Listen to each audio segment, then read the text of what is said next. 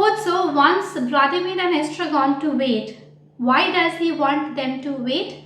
Because a whole weird phase of waiting, the only thing that can save them is probably the imitation of action. And we see that there is a play within the play and they are performing in front of each other. So once the witnesses of the performance are gone, this performance becomes invalid and then they have nothing more to do. So this is even more dreadful for Pozzo because his idea of power comes from the validation from other people, the validations he gets from the witnesses. So we see that Estragon wants to wait because he thinks that Pozzo will give him something and Vladimir wants to leave. And we also see that Pozzo is strangely philosophical in many of his statements. And sometimes he has self-pity and sometimes he is self-criticizing expressions he is giving. But at the end of the day, we see that Pozzo will always be a performer. So let us look at a few examples. Pozzo says, I am impertinent. He knocks out his pipe against the whip. Gets up. I must be getting on. Thank you for your society. He reflects. Unless I smoke another pipe before I go. What do you say? They say nothing. I am only a small smoker. A very small smoker. I am not in the habit of smoking two pipes, one on top of the other. It makes hand to heart sighing. My heart go pit-a-pit. Silence. It's the nicotine. One absorbs it in spite of one's precautions. Sighs. You know how it is. Silence. But perhaps you don't smoke. Yes? No? It's of no importance. Silence. But how am I to sit down now without affectation now that I have risen? So we see that Pozzo is always performing and Estragon wants to wait and Vladimir wants to leave. We also see that Vladimir is apparently very angry because he is upset seeing the condition of the Lucky and he wants to leave and Pozzo wants to stop him. And when Vladimir talks to him again, Pozzo becomes very excited. And we also see that Estragon comes back to the old question. Let's see how does it go. Pozzo says, he can no longer endure my presence. It is about Vladimir. I am perhaps not particularly human, but who cares? To Vladimir. Think twice before you do anything rash. Suppose you go now while it is still day, for there is no denying it is still day. They all look up at the sky. Good. They stop looking at the sky. What happens in that case? He takes the pipe out of his mouth, examines it. He relights his pipe. Puff, puff. Godot, Godin. Anyhow, you see who I mean, who has your future in his hand, at least your immediate future. Vladimir, who told you? He speaks to me again. If this goes on much longer, we will soon be old friends. Estragon, why doesn't he put down his bags? That same old question. Again, this circle gets completed. So these two men are asking so many questions. This is threatening the authority of Pozzo. So we see that Pozzo is presented like a capitalist landlord. So Pozzo wants to assert his authority and tries to gain their attention back. And that's why he makes a lot of dogmatic introductory. He is here alluring them into believing that he has something very important to say. So we see that Pozzo never answers the questions asked by Estragon. Why doesn't Lucky put the bags down? So this not answering, there is a deference. So Pozzo is in constant search for an audience, as well as he is in constant fear that nobody is listening to him. So Pozzo wants to give this idea that Lucky does not put his bag down because he wants to impress Pozzo. So we see that Pozzo and Lucky here are the symbols of capitalism. These capitalist leaders, they drain every resource out of the laborers and then they get rid of them. So Pozo tells them all the good things were told by Lucky and also mentions that Lucky was once quite useful for them. So Pozo here tries to gain some sympathy. So he tries to make it in a way that Vladimir and Estragon, they start bashing Lucky. So let us look at how does it go. So as Pozo was asked this question over and over again and he was ignoring the question, Vladimir reminds him, you are being asked a question. Pozo, delighted. A question? Who? What? A moment ago you were calling me sir, in fear and trembling. Now you are asking me questions. No good will come of this. So he is trying to establish his authority here. Vladimir tells this to Estragon. I think he is listening. Estragon circling up about Lucky. What? Vladimir says. You can ask him now. He is on alert. Estragon, ask him what? Vladimir, why doesn't he put his bags? Estragon, I wonder. Vladimir, ask him, can't you? Pozo, who has followed this exchange with anxious attention, fearing lest the question get lost. You want to know why he doesn't put down his bags, as you call them? Vladimir, that's it. Pozo to Estragon, you are sure you agree with that? Estragon, he's puffing like a grampus. Pozo, the answer is this to Estragon. But stay still, I beg of you. You are making me nervous. Vladimir, here. Estragon, what is it? Vladimir, he is about to speak. So Pozo says, good, is everybody ready? Is everybody looking at me? He looks at Lucky, jerks the rope. Lucky raises his head. Will you look at me? Big. Lucky looks at him. Good. He puts the pipe in his pocket, takes out a little vaporizer and sprays his throat, puts back the vaporizer in his pocket, clears the throat, spits, takes out the vaporizer again, sprays his throat again, puts back the vaporizer in his pocket. I'm ready. Is everybody listening? Is everybody ready? So you see this constant urge of getting the attention of the people, and he doesn't immediately answer the questions. He continues to talk about a lot of things, and he continues to tell them not to interrupt as he speaks, because all these things happening, and these two people, they are very anxious. They are getting frustrated of not getting the answer.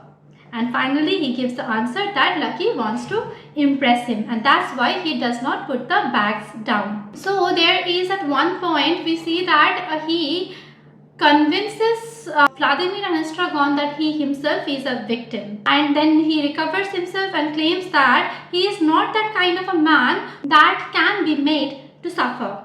So let us see how does it go. So Pozo says that perhaps I haven't got it quite right. He wants to mollify me so that I'll give up the idea of parting with him. No, that's not exactly it either. Vladimir, you want to get rid of him? Pozo, he wants to con me, but he won't. Vladimir, you want to get rid of him? Pozo, he imagines that when I see how well he carries, I'll be tempted to keep him on in that capacity. Estragon, you have had enough of him? Pozo, in reality he carries like a pig. It's not his job. Vladimir, you want to get rid of him? Pozo, he imagines that when I see him indefatigable, I will regret my decision. Such is his miserable scheme, as though I were short of slaves. All three look at Lucky. At last, son of Jupiter. Silence. Well, that's that. I think anyone else? Vaporizer? Vladimir, you want to get rid of him? Pozo remarked that I might just as well have been in his shoes and he in mine, if chance had not willed otherwise, to each one his due. Vladimir, you vagrant? Pozo, I beg your pardon? Vladimir, you want to get rid of him?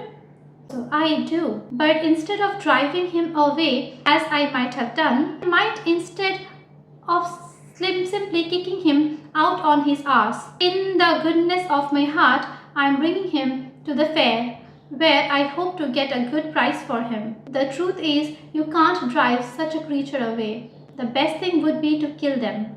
Lucky weeps. Estragon, he's crying. Pozo, old dogs have more dignity. He proffers his handkerchief to Estragon. Comfort him, since you pity him. Estragon hesitates. Come on. Estragon takes the handkerchief, wipe away his tears. He will feel less forsaken. Estragon hesitates. Vladimir, here, give it to me. I'll do it. Estragon refuses to give the handkerchief. Childish gestures. Pozzo, make haste before he stops. Estragon approaches Lucky and makes to wipe his eyes. Lucky kicks him violently with the shins. Estragon drops the handkerchief, recoils, staggers about the stage, howling with pain. Hanky. Lucky puts down the bag and basket, picks up handkerchief and gives it to Pozzo. Goes back to his place, picks up bag and basket. Estragon. Swine. He pulls up the leg of his trouser. He's crippled me. Pozzo. I told you he didn't like strangers. Vladimir to Estragon. Show me. Estragon shows his leg. To Pozzo angrily. He is bleeding. Pozzo. It's a good sign. Estragon. On one leg.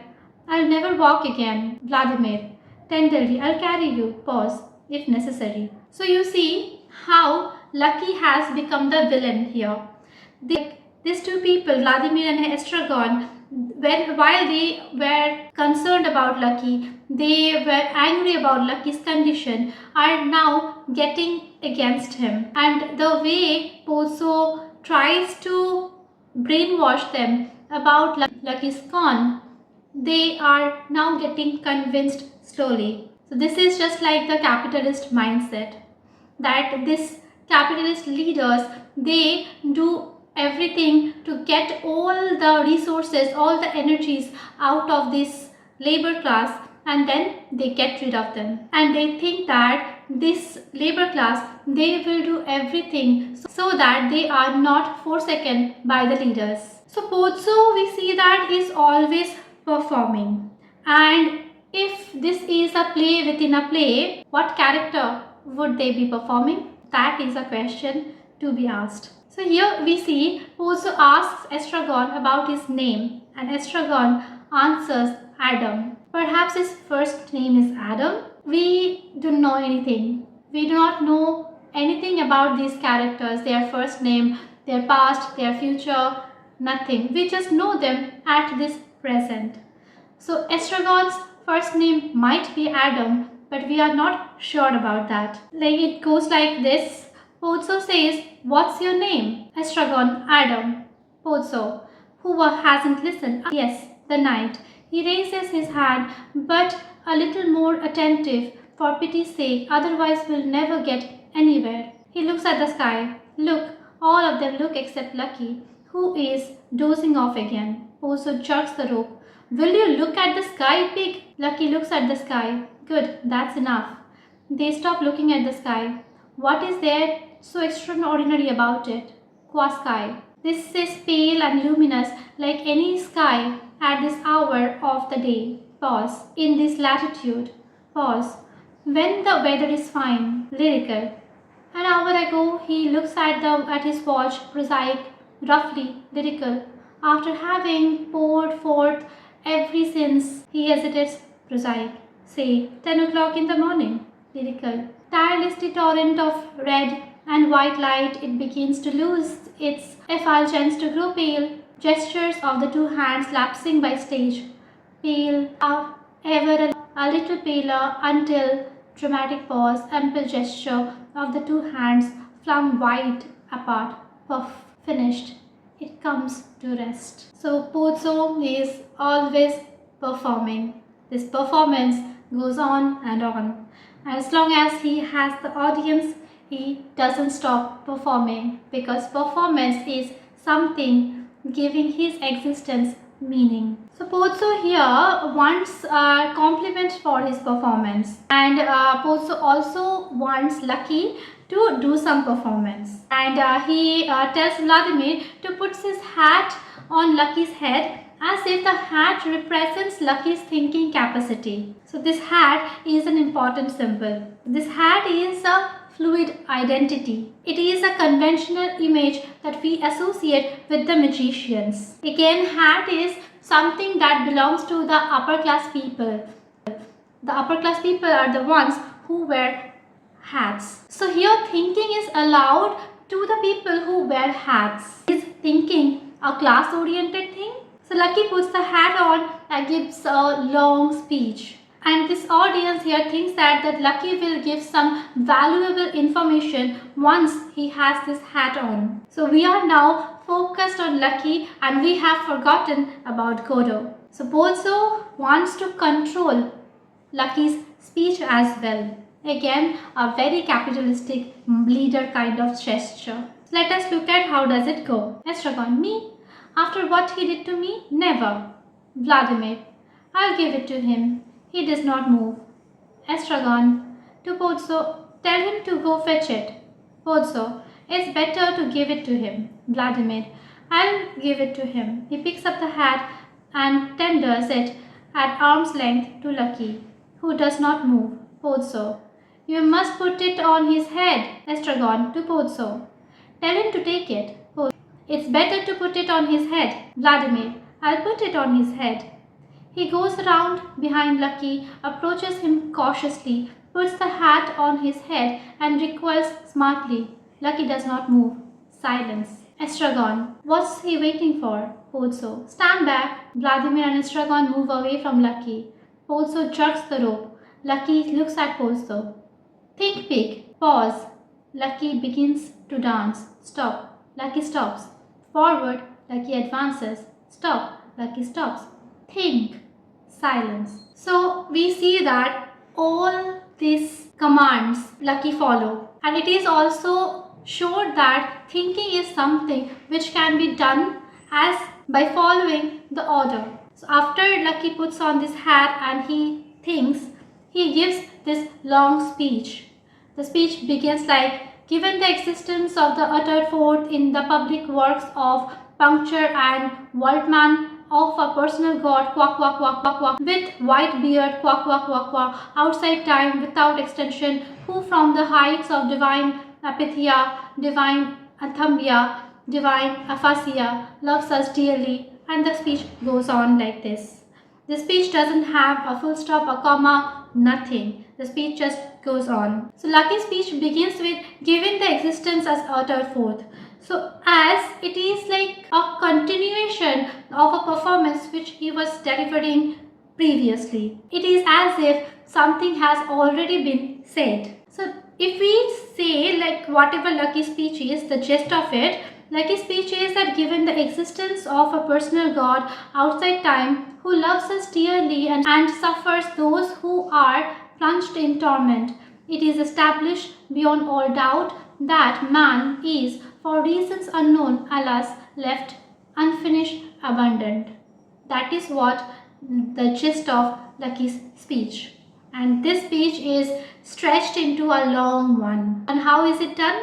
By repeating several words. So we see that language has been stripped off of its role of generating meaning. But Lucky holds on to language as a means of expression. We cannot understand the meaning, but we can feel whatever Lucky is feeling. Beckett, in his notebook, writes about Lucky's speech as the essence of the theme. So he writes, to shrink on an impossible earth under an indifferent heaven. So when someone is ordered to think, is it really possible to a proper thought? Food for thought. So Lucky's speech, we can divide Lucky's speech into three parts.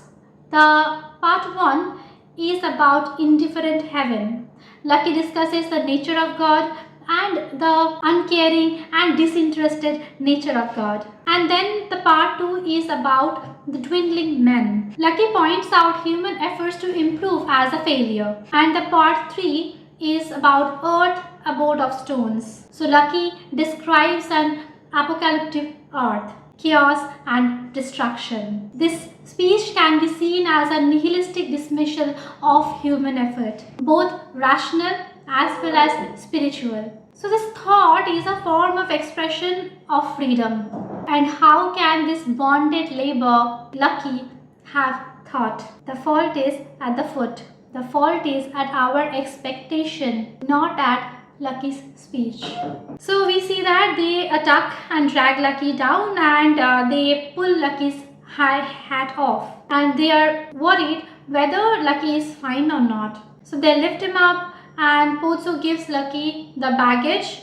As soon as he is handed the baggage, he gets the grip on his reality. So his choice is right there in front of us. He is choosing to carry the burden. He does not deny the reality. He knows that he has to bear a burden. They know that nothing is to be done, but Lucky lives through this nothingness. So we see Pozzo misses his watch.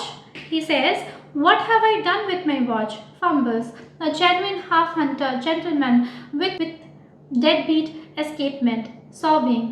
"It was my grandpa gave it to me." He searches on the ground. Vladimir and Estragon likewise. Pozzo turn over with his foot the remains of Lucky's hat. "Well, now, isn't it just?" "Vladimir, perhaps it's in your fob." "Wait." He doubles up and attempts to apply his ear to his stomach. Listens. Silence. "I hear nothing." He beckons them to approach. Vladimir and Estragon go over to him, bend over his stomach. "Surely one should hear the tick-tick." Vladimir. Silence. All listen, bend double. So he tries to hear the watch, and Vladimir says that he can hear the heart. So this time freezes, but the heart continues. So Pozzo finally takes a leave, but he cannot leave even if he wants to. Because the moment Pozzo leaves, he will lose his relevance, he will lose his audience, and as well as he will lose the people who are witnessing his power. So that goes like this. Pozzo says, "I must have left it in the manor." Silence. Estragon. "Then adieu." Pozzo. "Adieu." Vladimir. "Adieu." Pozzo. "Adieu." Silence. No one moves. Vladimir. "Adieu." Pozzo. "Adieu." Estragon. "Adieu." Silence. Pozzo. "And thank you." Vladimir. "Thank you." Pozzo. "Not at all." Estragon. "Yes." Pozzo. "No." Vladimir. "Yes." Estragon. "No." Silence. Pozzo. "I don't seem to be able." Long hesitation. "To depart." Estragon. "Such is life." Pozzo turns, moves away from Lucky towards the wing, paying out the ropes as he goes. Vladimir. "You are going the wrong way." Pozzo. "I need a running start, having come to the end of the rope, that is, off stage." He hopes, turns and cries, "Stand back!" Vladimir and Estragon stand back, look towards Pozzo, crack up whip. "On!" Estragon. "On!" Vladimir. "On!" Lucky moves off. Pozzo. "Faster!"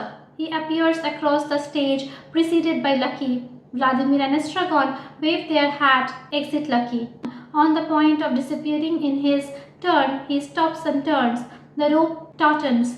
Noise of Lucky falling off. Stool. Vladimir fetches the stool and gives it to Pozzo, who throws it to Lucky. "Adieu." Vladimir and Estragon. "Adieu." Pozzo. "Up, pig." Noise of Lucky getting up. "On." Exit Pozzo. Faster. "On." "Adieu, pig." "Up, yet." "Adieu." So Vladimir finally says, "That passed the time." And Estragon said, "It would have passed in any case." Like, there is a question. Do we spend time? Or does time spend us? Or does time go according to its own will? Do we own time? So Vladimir next comments that they had met Pozzo and Lucky before. He only pretended not to recognize them. So Estragon presents a logic that we have to have faith in the changeability of humans, and hence we know that Vladimir, Pozzo and Lucky, they have changed. So the question is that did they meet with each other before, and did really Pozzo pretend not to recognize them? So again everything comes back. Again the full circle. Again Vladimir says, "We are waiting for Godot." And so the full circle is complete once more. So they get on talking about this changed personality and changed changeability of humans when a boy arrives. And this boy, he says that he is coming from Godot and he has a message for Vladimir and Estragon. So when the boy arrives, Estragon and Vladimir, they behave like Pozzo. So Pozzo had an influence on Vladimir and Estragon. So the higher authority, they showed authority on Vladimir and Estragon, and Vladimir and Estragon got the boy in front of them whom they considered weaker than them. So they show the authority in front of the boy. Vladimir asks, "What is it?" Boy, "Mr. Godot." Vladimir, "Obviously, approach." Estragon violently, "Will you approach?" The boy advances timidly. "What kept you so late?" Vladimir, "You have a message from Mr. Godot." Vladimir, "You have a message from Mr. Godot?" Boy, "Yes, sir." Vladimir, "Well, what is it?" Estragon, "What kept you so late?" The boy looks at them in turn, not knowing which he should reply. Vladimir to Estragon, "Let him alone." Estragon violently, "You let him alone." Advancing to the boy, "Do you know what time it is?" Boy recoiling, "It's not my fault, sir." Estragon, "And whose it is?" "Mine." Boy, "I was afraid, sir." Estragon, "Afraid of what? Of us?" Pause. "Answer me." Vladimir, "I know what it is. He was afraid of the others." Estragon, "How long have you been there?" Boy, "A good while, sir." Vladimir, "You were afraid of the whip?" Boy, "Yes, sir." Vladimir, "The roars?" Boy, "Yes, sir." Vladimir, "The two big men?" Boy, "Yes, sir." Vladimir, "Do you know them?" Boy, "No, sir." Vladimir, "Are you a native of this part? Do you belong to these parts?" Boy, "Yes, sir." Estragon, "That's all pack of lies." Shaking the boy by the arm, "Tell us the truth." Boy trembling, "But it is the truth, sir." So we see that these two people, they behave with some authority and power towards this boy. They ask some unnecessary question to the boy. So why do they do that? Perhaps one possible explanation is that they want to show the authority because they want to taste the feel of power, but also they are afraid of knowing what the boy has to say.